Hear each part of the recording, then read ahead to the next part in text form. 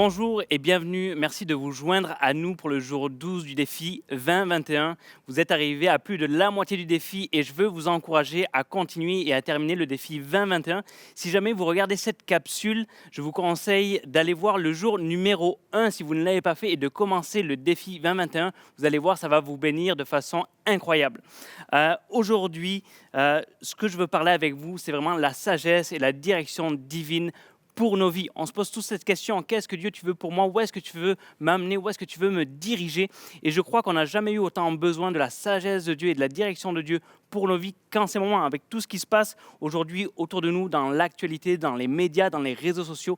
La sagesse est vraiment importante. Et la bonne nouvelle, c'est que cette sagesse-là, elle est disponible, mais en plus, Dieu veut nous la donner. Jacques, chapitre 1, versets 5 à 6 nous dit « Si quelqu'un d'entre vous manque de sagesse, qu'il la demande à Dieu, qui donne à tous simplement et sans reproche, et elle lui sera donnée. Mais qu'il la demande avec foi, sans douter. Demandons la sagesse à Dieu et Dieu va nous la donner. Recevons-la avec foi, la sagesse de Dieu est là pour nous. Il suffit juste de la demander et de la recevoir pleinement. » Et s'il y a bien un homme dans la Bible qui avait compris ça sur la sagesse de Dieu, c'était le roi Salomon. Le gars par excellence qui avait la sagesse de Dieu. Et alors qu'il est arrivé au pouvoir, qu'il est devenu roi du peuple d'Israël, Dieu lui demande « Que veux-tu que je te donne? Que veux-tu que je t'accorde ?» Et ce qu'il demande, c'est « Seigneur, je veux que tu m'accordes la sagesse et l'intelligence pour diriger ton peuple. » Et non seulement Dieu lui a accordé la sagesse, mais il lui a accordé la gloire et la richesse. Et moi, ça, je trouve que c'est vraiment bon. Alors, prions la sagesse. Dieu va nous donner même au-delà de ce qu'on demande.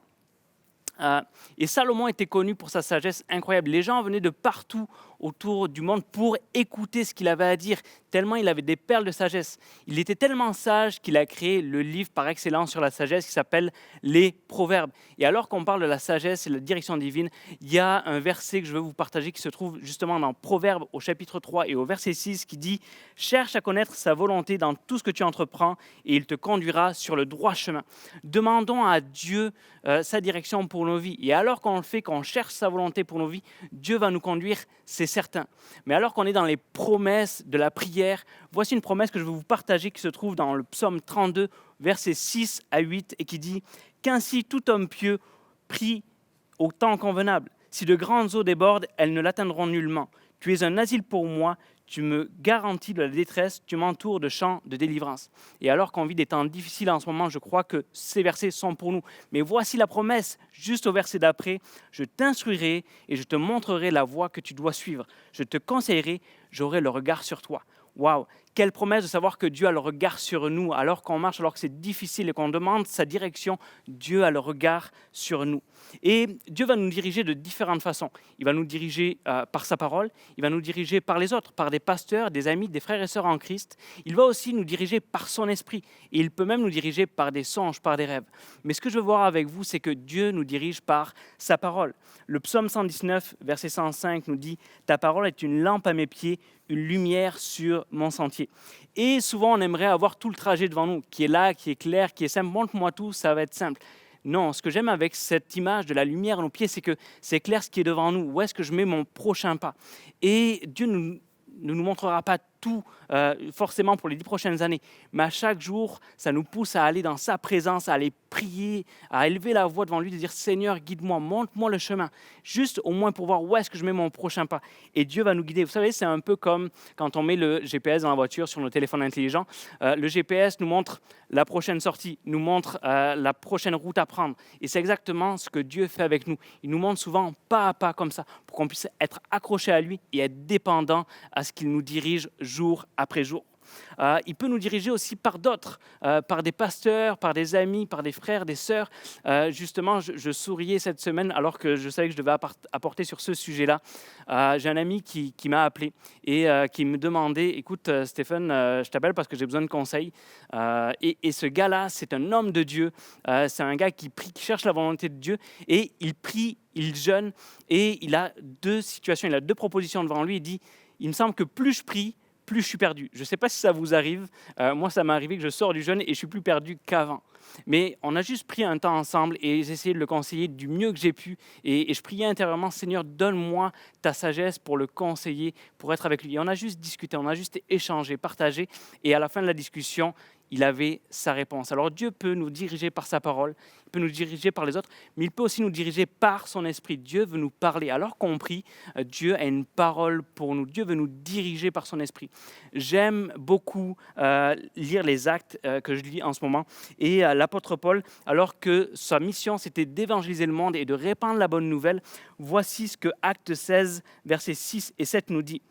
Ils traversèrent la Galatie phrygienne parce que le Saint-Esprit les avait empêchés d'annoncer la parole dans la province d'Asie. Verset 7. Parvenus près de la Mysie, ils se proposaient d'aller en Bithynie, mais là encore, l'Esprit de Jésus ne leur permit pas. Ce qui est intéressant dans ce passage-là, c'est qu'on voit que Paul avait des plans. Il n'attendait pas forcément à chaque jour pour savoir ce que Dieu avait pour lui. Il avait des plans, il avait une mission. Mais alors qu'il était dans les plans, alors qu'il était en action, le Saint-Esprit lui parlait et lui dit « Non, tu n'iras pas là ». Et le Saint-Esprit nous parle. Et parfois, la direction de Dieu n'est pas de savoir où aller, mais plutôt de savoir quoi éviter. Et ça, c'est une nuance super importante de savoir ce qu'il faut éviter. Et l'Esprit de Dieu est là pour nous guider. Ça, c'est une certitude. J'irai même plus loin. Des fois, la direction de Dieu, ce n'est pas un mouvement, c'est un arrêt. Parfois, nous n'avons pas besoin de la foi pour avancer. Nous avons juste besoin de la grâce de Dieu pour rester là où on est. Et j'aime ce passage dans Nombre 9, verset 22, qui nous dit « Si la nuée s'arrêtait », la nuée, c'était ce qui dirigeait le peuple de Dieu dans le désert.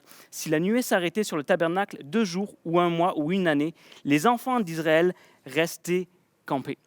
Et j'aimerais parler à tous ceux en ce moment qui vivent des temps d'arrêt en ce moment.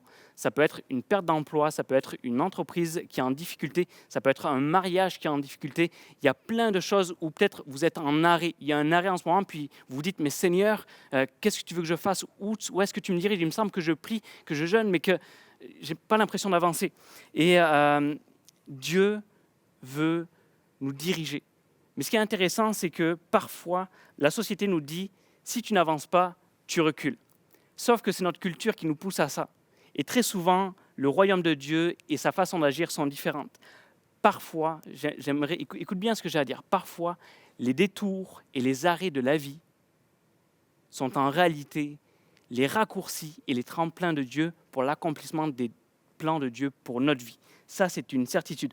On peut demander à l'apôtre Paul, qui a dû attendre 2 à 3 ans avant de prêcher l'évangile après sa conversion. On peut demander à Moïse, qui a passé 40 ans dans le désert. Imaginez 40 ans avant de pouvoir libérer le peuple juif. On peut demander à Joseph, qui lui, non seulement n'a pas eu un arrêt, mais on pourrait dire avec nos yeux d'aujourd'hui qu'il a reculé. Il a été en esclavage et été mis en prison.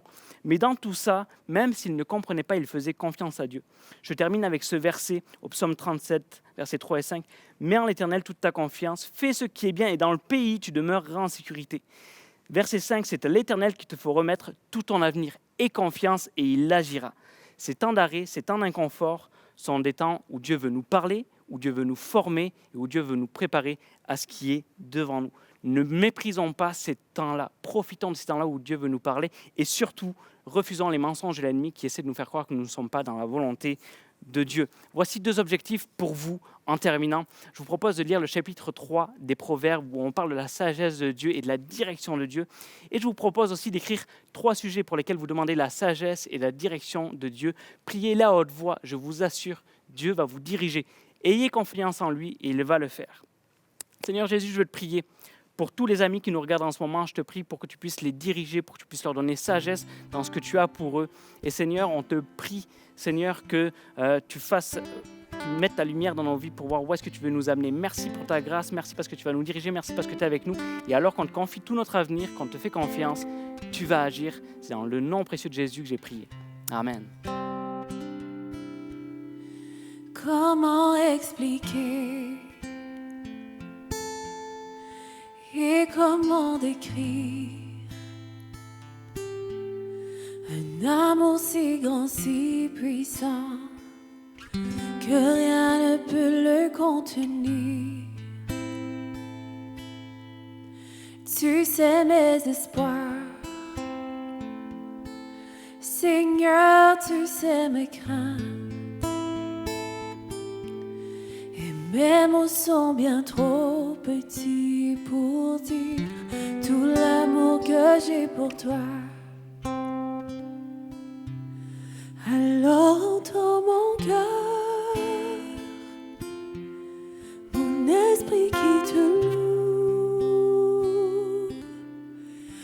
Entends le chant d'amour d'un enfant racheté.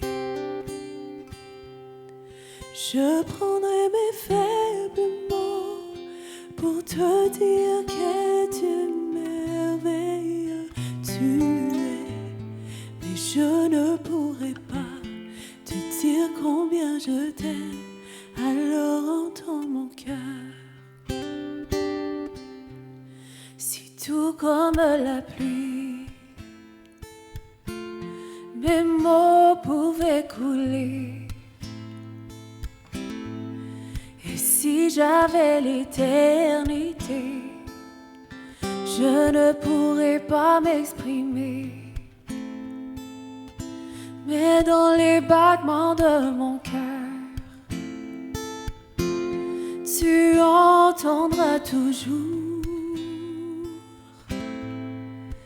Merci pour la vie, pour la vérité et pour le chemin. Alors entends mon cœur, mon esprit qui te loue. Entends le chant d'amour d'un enfant racheté. Je prendrai mes faibles mots pour te dire quel merveilleux tu es. Mais je ne pourrai pas te dire combien je t'aime.